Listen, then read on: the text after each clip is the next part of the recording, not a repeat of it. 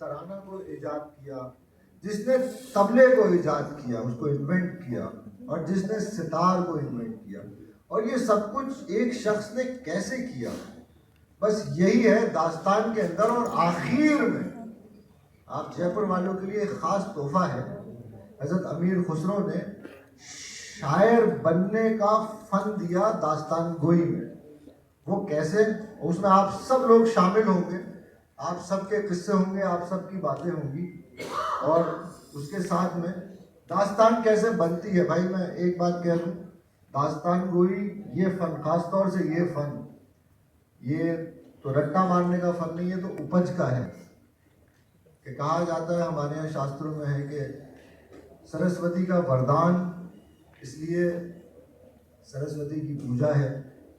اور اسی لیے جہاں شاستروں میں لکھا ہے سرسوتی کی پوجا کیجیے گیان کے لیے، وہیں سرسوتی وندنا وہیں ہے شروتا وندنا. تو وہ کیا ہے؟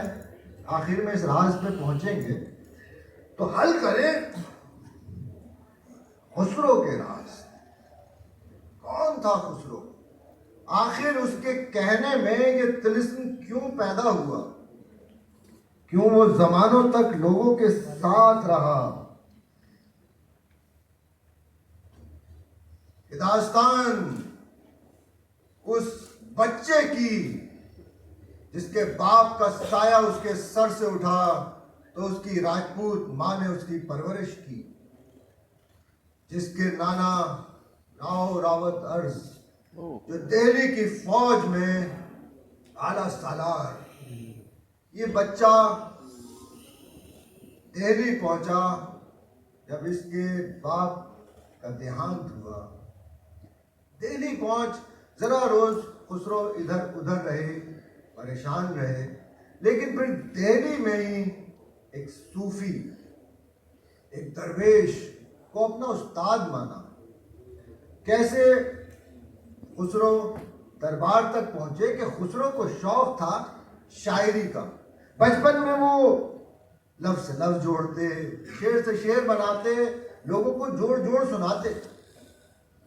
جب ان کے دوست تاج الدین بابر کو اس بات کا علم ہوا، اس بات کا پتہ چلا، تو انہوں نے خسرو کا دیوان شائع کروا دیا. دیوان یعنی کہ کویتاؤں کا سنگرہ.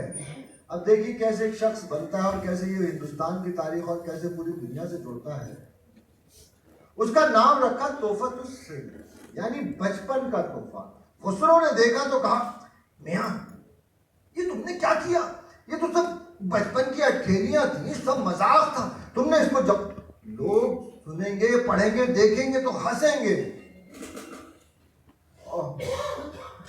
میرے بھائی خسرو، لوگ ہنسیں گے تو ہنسنے دو. میں تمہیں ایک بات بتاتا ہوں، اسے یاد رکھنا، کہیں لکھ چھوڑنا کہ تاریخ یاد رکھیں.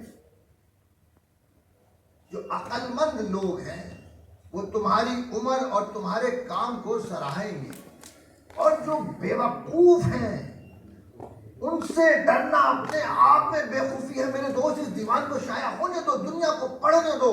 خسرو کا دیوان آیا اور ہوا یوں ہی کہ دہلی کے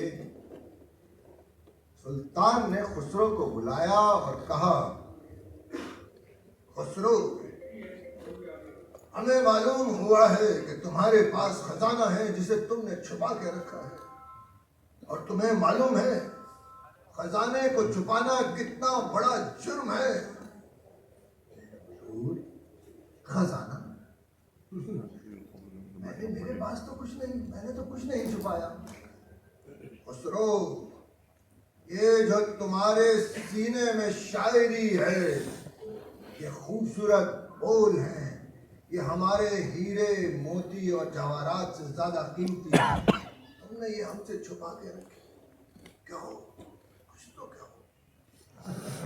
حضور، میں کہاں بس ایسے ہی لفظ سے لفظ جوڑ لیتا ہوں. صبح میرے ذہن میں ایک سطر آئی